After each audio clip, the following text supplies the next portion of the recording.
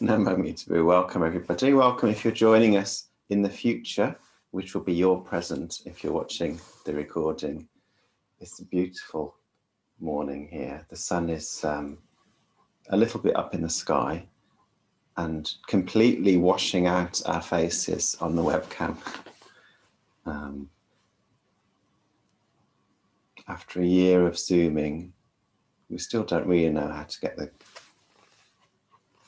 so we look good on the camera. I was scrabbling around for something to talk about this morning. So many changes in the last year and in the last few weeks for some of us as well, that I was feeling some internal pressure to say just the right thing that would, I'm not sure really what the intention was, enlighten us all, I think. Because I don't ask a lot of myself. And after reading a couple of Zen poems, which I really enjoyed but weren't quite right for this morning, and looking at a couple of other books, I noticed on the bookshelf Kenneth's book, How to Grow a Lotus Blossom, which is really quite a piece of work. It describes her inner experience of a particular kind of awakening that she had when she was quite ill. And if you weren't a spiritual person, you'd say that she was writing down her fever dreams, these very vivid visualizations. And yet she's completely present in the dream landscape and navigates it, and then later is able to reflect and understand all the symbolism of that. Quite like the shamanic journeys, Sujatin, I guess, that you've been doing. Really sounds just like that to me when I read it. Anyway, I'm not going to read from that book, but it made me think of the commentary on that by Reverend Koshin Schomburg, who was a disciple of Duke Kenneth's over in America. He wrote a commentary on the book that she wrote. And one of the things he describes is this journey from this shore of samsara to the other shore of enlightenment. And he uses this image of the boat of training. This is the boat of the precepts. It's the boat of keeping an eye on ourselves. It's the boat of choosing consciously to take good actions in the world and refrain from negative actions, from harmful actions. And I think at New Year, this is often the boat, excuse me, and this is often the boat that we focus on. This year, I'm going to do this. We create these resolutions or new precepts for ourselves. This is going to be the thing that takes me from where I am now to the place that I want to be, which for Buddhist practitioners is the Pure Land or enlightenment or the other shore. What is it going to be that we put effort into? I think that's the key thing. What is it going to be that we put effort into that carries us across? Even just a few days ago, I was thinking, oh, maybe I should have a more regular daily practice. I do a lot of chanting in my mind at different times in the day and the week, but I don't sit down at the same time every day as many books and teachers prescribe. And then he mentions that there are two boats, and that often the second boat is hidden, out of sight, or we just catch glimpses of it out of the corner of our eye. But that we need both of them to get from one side of the river to the other. And the second boat will be very familiar to Pure Land Buddhists. It's the boat of the Buddha's compassion. And this is the boat that travels under the power of the Buddha's effort. This is the light that is coming towards us. The love that is coming towards us is the thing that holds us when we collapse, when our own efforts collapse. When, like Kuan Yin, we fall into many pieces. It's this second hidden boat that puts us back together again. The boat of faith. And the point that, I can't remember his name, apologies, Reverend Koshin Schomburg, the point that he's making is not that one boat is better than the other. Because he's a Zen Buddhist and his experience of training was very much focused on following the precepts and sitting in a straight line and so on. That's the boat that he imagines is in most people's awareness. But he's very clear, you need both of the boats to get from one shore to the other. You need the faith and support and love. You need to be open to receiving those things from this source that is beyond us. And you also need to put the work in sometimes as well. This is his position, and I've got a lot of sympathy for that middle way. If you just only look at one of the boats, there's a shadow. If you only put your attention on the boat of faith, it's very easy to stop seeing the effects our actions have in the world for others and the negative karma that creates for ourselves, that gets in the way of us reaching the other shore. If you only put your emphasis on the boat of effort, when your efforts collapse, as they invariably will, maybe we just give up and never take another step.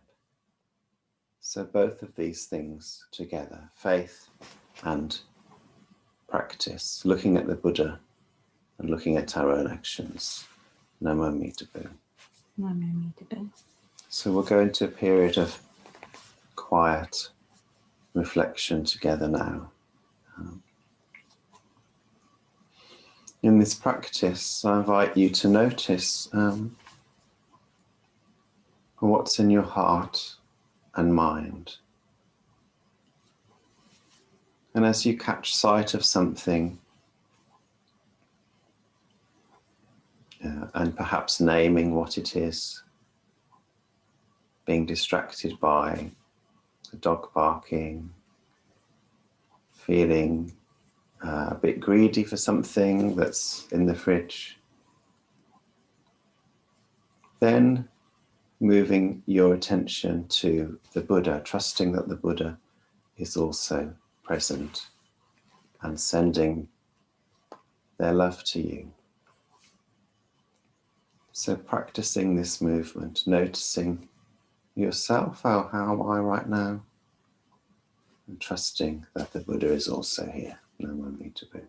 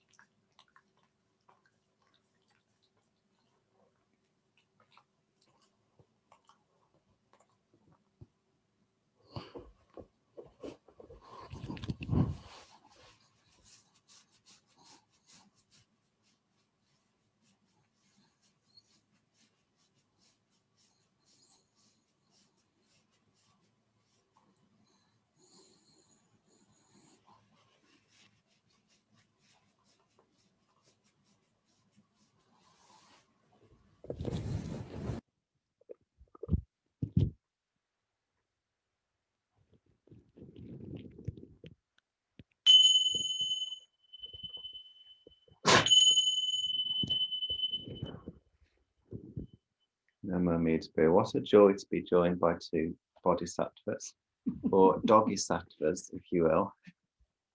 Although I'm not sure how the noise of them grooming each other, how conducive that is to meditation when it's right in front of the microphone. Okay, so we're going to go through the refuges and precepts in call and response, and then we will recite the Bodhisattva vows together. So please repeat after me. For refuge, I go to the Buddha. For refuge, I go to the Buddha, The one who shows me the way in this life. the one who shows me the way in this life. Namo Buddhaya. Namo Buddhaya. For refuge, I go to the Dharma. For refuge, I go to the Dharma, The way of understanding and love. the way of understanding and love. Namo Dhammaya. Namo Dharmaya. For refuge, I go to the Sangha. For refuge, I go to the Sangha, The community that lives in harmony and awareness. the community that lives in harmony and awareness. Namo Sanghaya. Namo Sanghaya. With faith in the three jewels. With faith in the three jewels, I pray that I may not take life. I pray that I may not take life. With faith in the three jewels. With faith in the three jewels, I pray that I may not steal. I pray that I may not steal. With faith in the three jewels. With faith in the three jewels, I pray that I may not fall into sexual misconduct. I pray that I may not fall into sexual misconduct. With faith in the three jewels. With faith in the three jewels, I pray that I may not fall into wrong speech. I pray that I may not fall into wrong speech. With faith in the three jewels. With faith in the three jewels, I pray that I may avoid intoxication. I pray that I may avoid intoxication. Innumerable are sentient beings. We vow to save them all. Inexhaustible are deluded passions. We vow to transform them all. Immeasurable are the Dharma teachings. We vow to master them all. Infinite is the Buddha's way.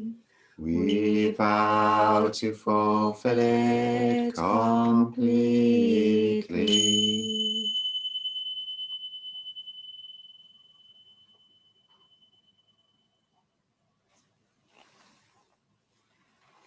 So before we stand and go into prostrations, I want to transfer the merit of this morning's practice to Kusama's friend Steve, who died in a car accident recently.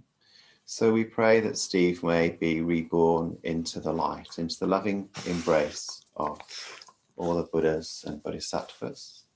And we pray that his family and friends are able to find solace in that light and go on to live long and happy lives. Namo Amida Bu. So we'll stand to make 3 prostrations as we chant Namo Amida Bu.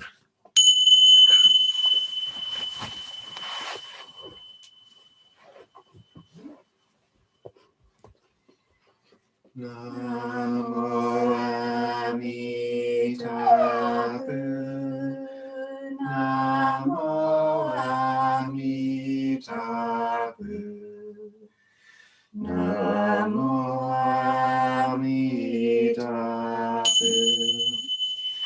Namo Amida. Namo Amida. Namo Amida Bu. Namo Amida Bu. Namo Amida Bu.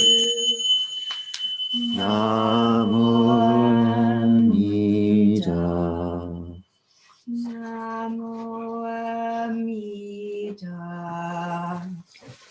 Namo Amida Bu. Namo Amida Bu. Namo Amida Bu. Namo Amida. Namo Amida. Namo Amida.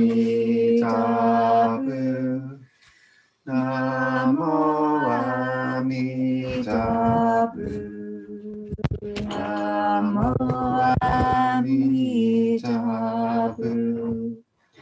Namo Amida.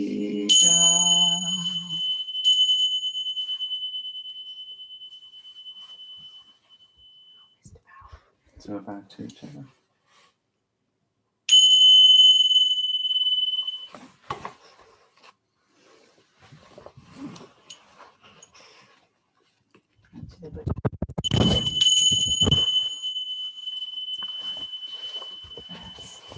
Oh yes, so we're going to, when we're settled, we're going to recite our closing verse, new closing verse together, which is chat. If you want to unmute, you can, as we say this. Right, there's background noise. Say this together. You've put up with lots of background noise today. Oh. So Jartin, did you want to unmute as well? Just while we say the last verse We've together. got some lovely children noise as well. That's nice to hear. All welcome. Blessed by Amitabha's light, may we care for all living things and the holy earth. Namo Amida Bu. Namo Amida Bu. Namo Amida Bu.